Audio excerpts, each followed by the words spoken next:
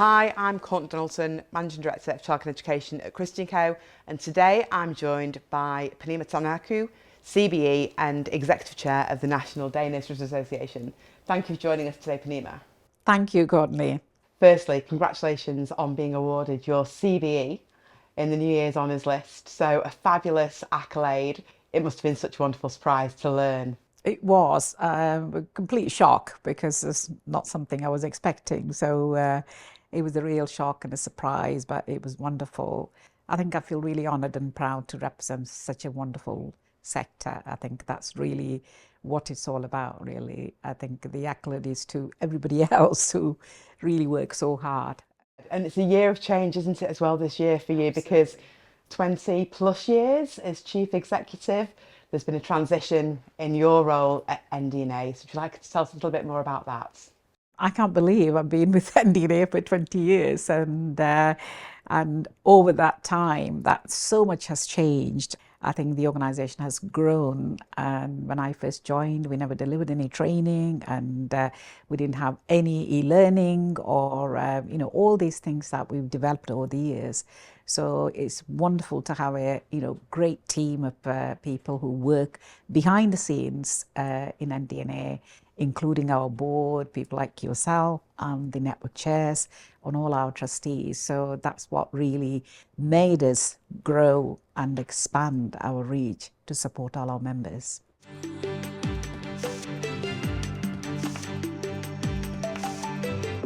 I think last year was quite a challenging year, wasn't it, in terms of the expanded and extended rollout for early years entitlement provisions, still lobbying for business rates changes as well. I think notably, one of the most significant announcements for the sector last year in the budget was obviously the employer national insurance contributions and the challenges around those. What are you hearing from members on the ground about how they're going to be trying to sort of step up to these challenges, particularly when finances are so tight and government funding is still quite, well, under a lot of pressure, really, in terms of other pressures that are on public purse strings?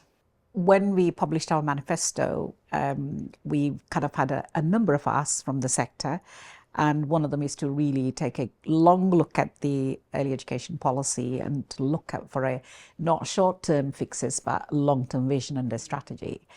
And of course, when the budget was announced, before the budget was announced, we weren't really sure what was coming because the previous government already committed in terms of the expansion program and how that is going to be changed and how that's going to be delivered and what the funding is going to be. So that was a big kind of, shock for everybody. The NIC came as a real shock, and DfE admitted that they weren't expecting this. So although they claim that the funding rates actually include the increases in terms of cost of living and minimum wage and living wage, they do not include the NIC increases. So we're talking about, on average, about 4% increase for 3 and 4-year-olds and slightly lower than that for 2-year-olds. And at a time when the costs for providers have gone up 15%. And that is the biggest issue. And I think also disappointing that business rates, the Chancellor has given business rates relief to other sectors, retail, hospitality, 40% reduction. And nurseries had absolutely nothing. So that was a real big disappointment. But at a time when the kind of economic situation is really tough, yes, it's a slight increase, and yes, there are some positives, but we are trying to catch up with years of underfunding, chronic underfunding, which never kept pace with any increases. And that's what makes it, it's like one step forward and 10 steps backwards. And that's the kind of, scenario that we are facing now. I think one of the positives has been in terms of the early years entitlement rollout, the increased demand from parents, but for providers it's trying to balance that increased demand from parents against the level of funding that's offered, particularly when NIC increases aren't reflected in the funding rates. And then obviously most recently we've had the announcement around the supplementary guidance on the consumable charges. And I was quite intrigued to read that announcement, which was published just last week, whereby, from my memory, I'm sure it was DfE at an event in October last year, where DfE said, going forward, we acknowledge we'll be referring to the earliest entitlement as funded childcare provision, and yet part one of the new guidance released last week references free childcare. Tell me more about these conversations you've been having with DfE and the whole conversation around funded provision and free provision. I think we were really excited when the minister's title changed to Minister of Early Education and Childcare, and also the word free was taken out and the word voluntary was taken out from the guidance. And it's like almost we're back to square one again, because I think the issue here is majority of our providers are already following the guidance, and they're already talking to parents. They make it very transparent in terms of what the charges are. But I think, what the government tried to do with this statutory guidance is really stifle businesses, because parents who know that their childcare bill is going to be reduced massively because of the funding, they are prepared to pay for the extras. So the funding was never for meals and activities and all the extras. Funding is to deliver early education and care. And of course, with the NIC, we're talking about on average for nursery, an increase of about, they have to find between 45 to 47,000 pounds. So per member of staff, you're talking about over £2,500. Where are they going to find them? So when we carried out a survey, as you know, that we just published our survey, and 96% of them said that their funding is not going to cover their costs, and also they're going to put up the fee for 10%. So the unintended consequence of this guidance, again, of course, guidance has always been charges are optional and voluntary, but now to say that, this is what the guidance is going to be, it's completely voluntary and you can't ask parents. But I think the DfE communication is what really upset people. Because, when you see DfE announcing that, we are actually making childcare cheaper. Yeah. And then Keir Starmer earlier on, when the budget was announced, it was rip off nurseries. And, words like that are not really what the sector expects for all the hard work that they do. Parents are not looking for cheap childcare. They're looking for high quality early education and care, where they can see their children thriving and in wonderful, surroundings and with qualified staff. That's what they want. And they don't want cheap childcare. And I think that's something that kind of pitching against that is not really something that the sector is kind of, happy about. Over the past couple of years, NDNA have released your reports in terms of the high volume of closures, with over 415 nurseries, almost 20,000 early years places being lost in that 2-year period. And also the real nervousness that financial sustainability will come under further pressure in the year ahead. How are you hearing from members in terms of how are they trying to encounter and balance the books so that they can remain open? Because the government obviously are trying to increase capacity, encourage parents to go back to work. A further 45,000 staff are going to be required to deliver the next entitlement extensions from September this year. So how are NDNA supporting members to try and keep their heads above water, and what else can the government do to support that? I think we've just launched a campaign just 2 weeks ago, and basically, in terms of funding, because, of course we'll talk about funding all the time, but I think the additional pressures that providers are facing now with all the cost increases, energy prices are still going up, and, business rates are going up, and of course all the other costs are increasing. And even though the government increased some of the hourly rates, we're hearing, I think, the lowest increase is about 4.1% from local authorities. But again, every local authority is different. We already heard 2 local authorities so far, they're actually reducing their hourly rate, compared to this year.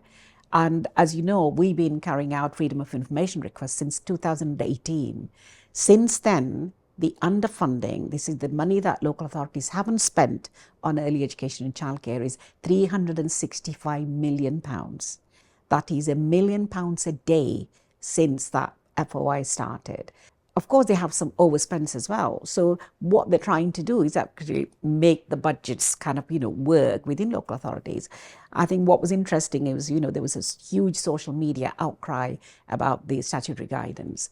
And one thing really struck me, and one provider put it on the social media, so that, my local authority is bankrupt and they are telling me how to run my business, which is absolutely, when you look at it, because the government recently announced for 15 local authorities, local authorities like Birmingham, where they are really struggling with finance. And they've, released millions of pounds. Of course, they're calling it a loan.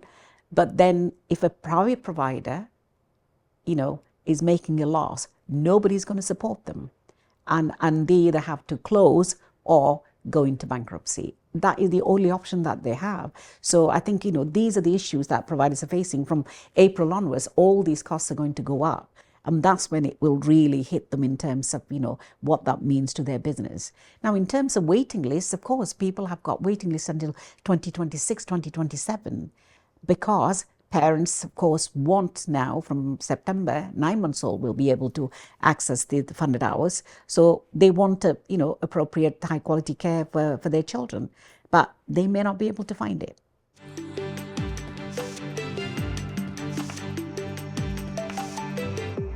I think the other consideration for the year ahead is the provision in schools. Yes. So that's going to be, obviously, I think just in the next few months, we're going to start to see where some of the grants have been allocated and where these new provisions in schools have been sort of set aside.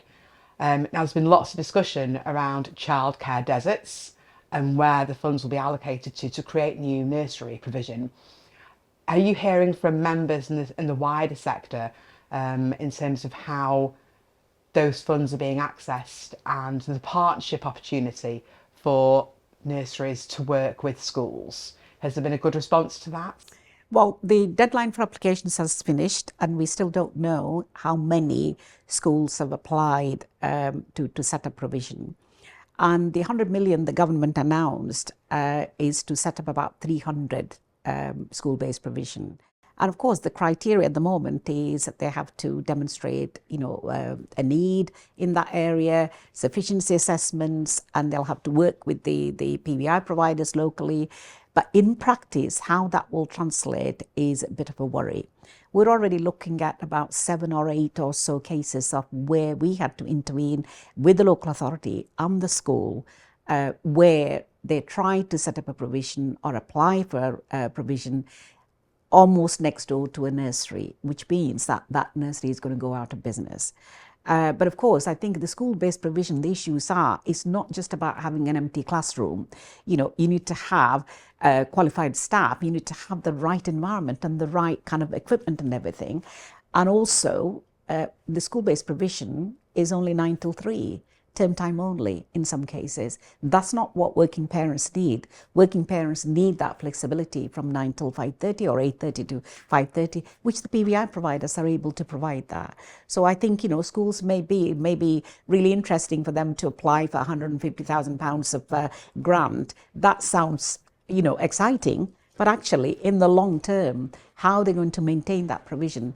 We've just heard in the news recently, 2 local authorities have actually closed their school-based provision because they cannot fill the places. So I think that's why they need to really look at it. It's very short-sighted to look at the kind of funding pot that's available now. They need to look at the long-term implications, but most importantly, they need to work with the providers nearby. And there are some really positive examples of that happening already. A number of people are already either delivering in a school or very near to the school. But in some cases, like we heard, the school said, right, thank you very much, you've done a good job so far, but we'll do that now. So that's the kind of danger. So in terms of the agreements and the contracts, all this needs to be looked at, and that's where we're advising our members as well.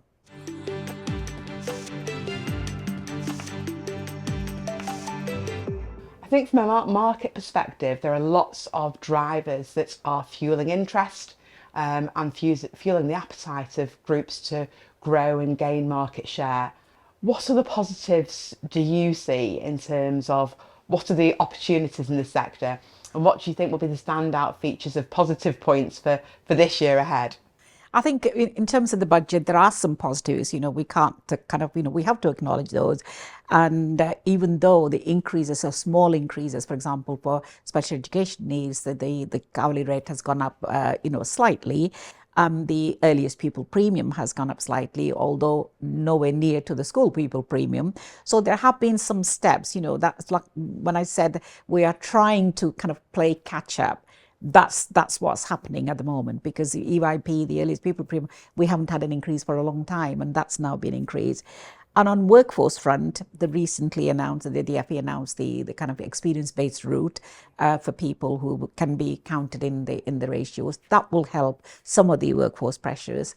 And also the new, teacher-led qualification for the apprenticeship teacher qualification, that would help as well. But all this needs investment from providers, investment from government. And of course, what's happening now is, in our survey, when we asked them, how are you going to deal with the NIC issue and the increased cost issue, they said, right, increasing fee, 10%, that was the response. And also they're going to cut down on other things like resources, for example, staff training and materials for their nurseries. And of course, most importantly, they can't cut on the staffing because they need to keep within ratios. So that's the kind of dilemma that the providers are facing at the moment. So yes, there are some positives, but I think, the negatives at the moment are outweighing the positives. And I think, the government wants to move quickly and fast, but that investment needs to go with it, rather than just tinkering with some of the quick fixes, what we are trying to see at the moment. So I think the long-term vision is absolutely crucial, where they want to be within the next 3 years within the government, current government period, and also how they're going to make it not only affordable for parents, but make sure that the sector is sustainable to deliver that high quality. So that's the big dilemma at the moment.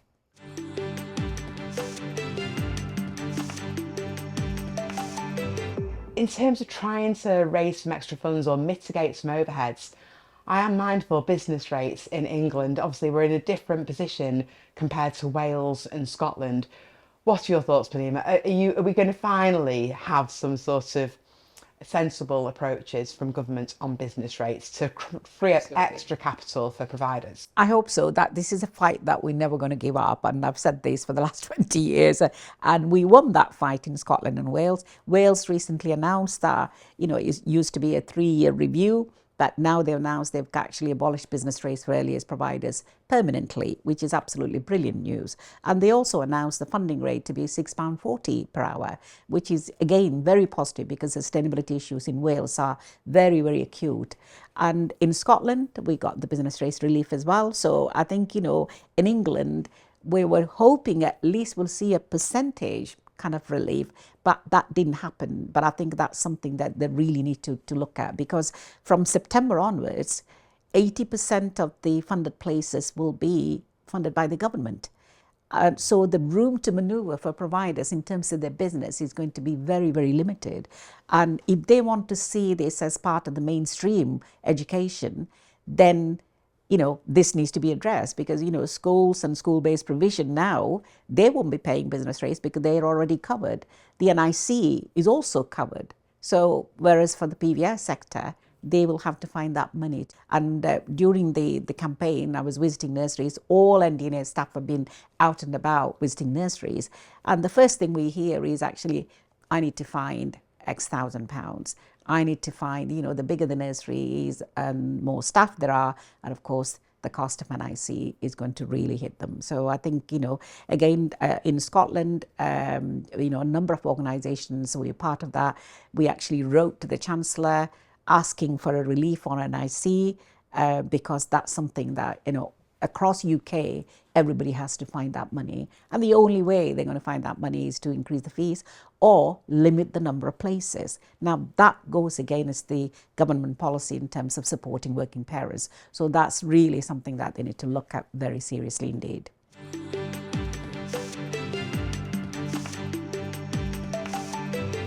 Looking ahead to the summer, NDNA's annual conference this year will be hosted in the city of Liverpool. Fabulous location for this year, and it's great to see being represented in the north after a number of years at Coventry. So I think the conference and the awards are a great way, aren't they, in terms of celebrating the success and everyone's contribution in the sector. So tell me about this year's conference and what speakers have you got lined up and what are you looking forward to personally? Absolutely. I think, a conference is the real highlight, for our members because, like you said, there's so much going on at the moment, and sometimes they want to just be out there with, fellow providers and, friends, and be out there and actually not only just kind of, take it all in, but network with people, but most importantly, enjoy the awards as well. Bookings are going really fast, and we've got the minister who's agreed to come and speak. We've got Ofsted, and we've got some wonderful lineup of speakers, so which will be brilliant. So we're all looking forward to it, and all the exhibition stands, I believe, are all booked up already. So I think the team are already working really hard to be able to make that event so special for all our members as well. So we're looking forward to that. And of course, this year we've seen, we've invested a great deal in how we can enhance support to our members. And the Mass Champion program, for example, has been a huge success. We've now extended that to 800 practitioners, and that's going extremely well. The Childcare Works program, where we recruit people to be able to train them and put them back into nurseries to support the workforce, that's going really well in England as well, because that's been very successful in Wales. And of course, we launched the Institute of Early Years Education last year, and that's really to raise the profile and the status of the workforce, and that's something that we have invested to really support the sector. So we're constantly looking at how we can enhance our support, how we can support them, not only in terms of lobbying on the policy issues across UK, but also in terms of their business costs and how we can help and support them with legal help and all the other support. Well, Purnima, thank you so much for joining us today. It's been great to catch up with you once again and gain insights from your perspective and from the perspective of NDNA members as well. So an interesting year ahead. We're looking forward to conference, and I very much wish you all the best in your new role and your transition role from Chief Executive. And I hope you have a wonderful year ahead. So thank you for your time and your contributions. Thank you very much, Courtney, for asking me again to come and do this. And I think, there are lots of challenges for the sector, as always. But I think we're here to support and help them, but also to acknowledge the wonderful work that they do. And it is something that we want to shout all the time. So thank you very much for asking me to do this. A pleasure.